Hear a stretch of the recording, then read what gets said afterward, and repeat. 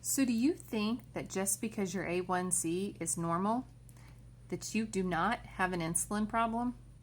Well, I'm here to tell you that regardless of what your A1C says, or maybe even what your glucose says, you could be insulin resistant. Insulin is the key.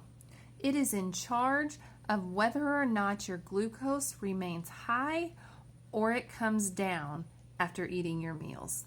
And your A1C is the 3-month average of your glucose.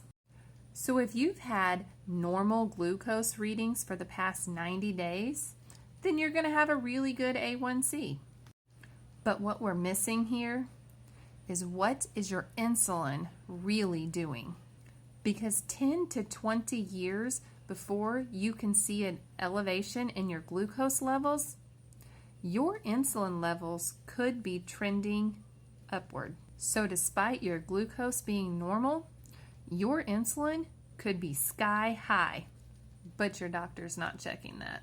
So run out and ask for a fasting insulin.